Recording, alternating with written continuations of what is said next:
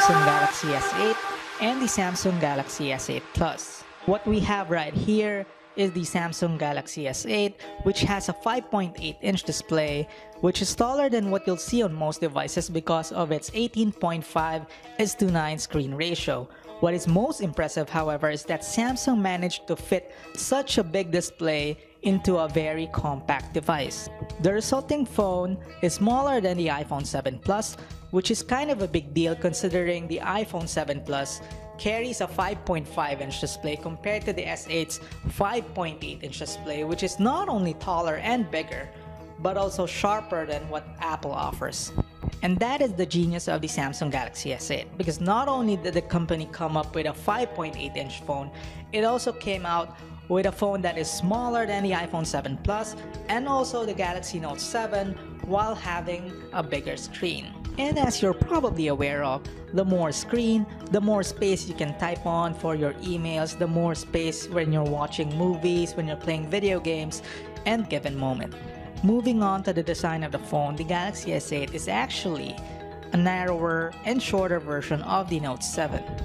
It has the same dual glass design with both sides of the glass curving towards the edges. And because the back is made of glass, it also picks up fingerprints rather easily, just like the front of the phone. The AMOLED variety, so you get punchy colors, very deep blacks, and excellent contrast and saturation levels watching a YouTube music video. The physical keys on the front have been removed, replaced with on-screen buttons which cut down the bezels on the top and bottom of the device. Up front, you have an 8-megapixel camera and an iris scanner which Samsung debuted on the Galaxy Note 7.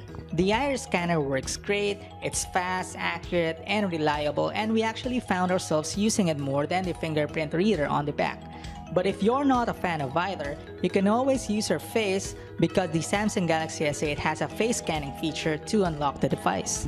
Now about the back-facing camera. On paper, it may seem like Samsung hasn't moved the needle much in the camera department. The sensor around the back is still at 12 megapixels like the S7's, which might surprise some given that most other OEMs seem to agree that two rear-facing cameras are actually better than one. The good news is the S8 retains the same dual pixel technology found in the S7, which means accurate and fast.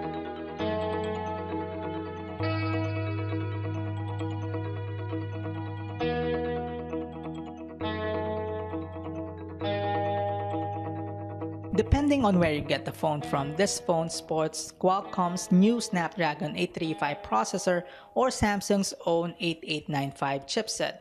Regardless, that chipset is paired with 4 gigs of RAM and 64 gigs of internal and expandable storage, which is double than what you get from last year's model. Neither the choice of processor or memory configuration should be an issue though. The 10nm process for the Exynos chipset promises greater efficiency, not to mention 4 gigs of RAM is plenty enough for multitasking. Trouble with whatever task we attempted with it. This phone is stupidly fast, faster than any Android phone we've tested, and it shows in the benchmark results. Our unit notched 165,365 points in Antutu benchmark, 6,162 points in our Geekbench multi-core testing. Battery is at 3,000 mAh on the S8 and it supports fast charging. Overall, it's tough to find fault with the S8. Where other manufacturers are messing around with the formula by introducing cosmetic changes that will have little to no effect on user experience, Samsung's newfound design sensibilities actually make a huge difference. That the S8 managed to pack a 5.8-inch screen, not to mention a lot of technology, into a mid-sized phone that's smaller than the Note 7, smaller than the iPhone 7 Plus, still blows us away. That said, if you're in the market for a new, big but not too big Android phone,